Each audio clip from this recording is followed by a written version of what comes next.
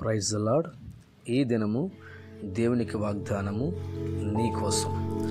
1 కొరింథీ పత్రిక 15వ అధ్యాయము 58వ వచనం. మీ ప్రయాసము ప్రభువునందు వ్యర్థము కాదని ఎరిగి. ఈ మాట చాలా ప్రాముఖ్యమైనది. ఎందుకో చెప్పాలా, ఇప్పటికీ మనం చాలా ప్రయాసపడుతున్నాం. పిల్లలు చదువుకునే సమయంలో వారు ఎంతగానో కష్టపడి చదువుతుంటారు, వారు ప్రయాసపడుతుంటారు. కొన్నిసార్లు ఉద్యోగం కొరకు ప్రయాసపడుతున్నాం, వివాహాల కొరకు ప్రయాసపడుతుంటాం. కొన్ని సందర్భాల్లో మన జీవితంలో కొన్ని కార్యాలు జరగాలని ఎంతగానో మనం ప్రయాసపడుతున్నాం. ఎంత ప్రయాసపడుతున్నా సరే కొన్నిసార్లు మనం ఓడిపోతుంటాం, కొన్నిసార్లు వైఫల్యం చెందుతుంటాం. అయితే ఈరోజు వాక్యం రాయబడుతున్న మాట, నీ ప్రయాస వ్యర్థం కాదు.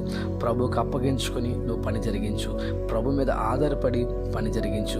నీ కార్యాన్ని దేవుడు సఫలం చేయబోతున్నారు. బైబిల్ గ్రంథంలో 12 సంవత్సరాల నుంచి రక్తస్రావరంతో బాధపడే ఒక స్త్రీ మనకు కనబడుతుంది.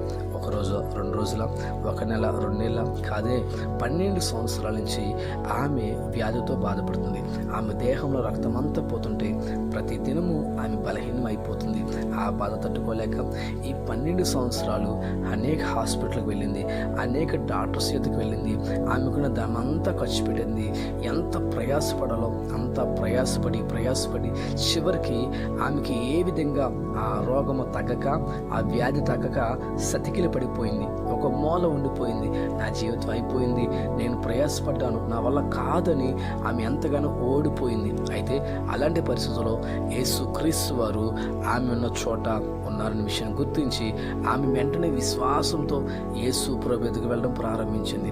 అప్పటికి బహుజన సమూహములు ఉన్నారు. ఉండేటప్పటికైనా ఇంత ప్రయాసపడ్డాను, నాకు ఉపయోగం లేదు. ఈరోజు ప్రభు నామమున ప్రభు ఎదుగు వెళ్తాను, ప్రభువే నా జీవితాన్ని మార్చాలి, ప్రభువే నన్ను స్వస్థపరచాలి అని ఎంతో భారముతో ప్రభు ఎదుగు అమరావడం ప్రారంభించింది.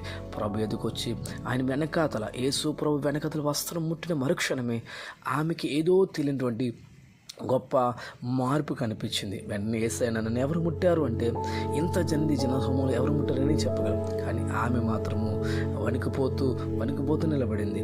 ఎందుకో చెప్పాలా, యేసు ప్రభువున మహిమ ఆ స్త్రీ మీదకి వెళ్ళింది. వెంటనే ఆమె స్వస్థత పొందింది. ఈరోజు ఎందుకు ఈ మార్నింగ్ వచ్చేస్తుందో తెలుసా? ఈరోజు నువ్వు చాలా రకరకాలుగా ప్రయాసపడి ఓడిపోతున్నావు. ఈరోజు ప్రభు ఎదుగు రాగలిగితే, ప్రభు మీద ఆధారపడగలిగితే, ప్రభు నా దిక్కు నీవే ప్రభు, అయ్యా నువ్వు తప్ప నాకు వేరే దిక్కు లేదయ్యా, అయ్యా నీవే నా బలము ప్రభు అనే విశ్వాసం ప్రభు ఎదుగు రండి. ఆ స్త్రీని దేవుడు ఏ విధంగా ఆమె ప్రయాస చూసి ప్రభు స్వస్థపరిచాడో, ఈరోజు నువ్వు ఎన్ని రకాలుగా ప్రయాసపడుతున్నావో, ఎన్ని రకాలుగా ఇబ్బంది పడుతున్నావో, ఏ విషయాన్ని బట్టి నువ్వు నలిగిపోతున్నావో, దానికి పరిష్కారము కేవలం ప్రభుని యేసుక్రీస్తు వారు మాత్రమే. ప్రభువునందు ప్రయాసం వ్యర్థము కాదు. ఉన్నతమైన స్థితిలో గొప్ప అద్భుతాలు, గొప్ప కార్యాలు ప్రభు నీ కుట్రను జరిగించబోతున్న విషయం గుర్తు చేస్తూ ఈ వాగ్దానము మన జీవితంలో, నీ జీవితంలో ప్రభు నెరవేర్చి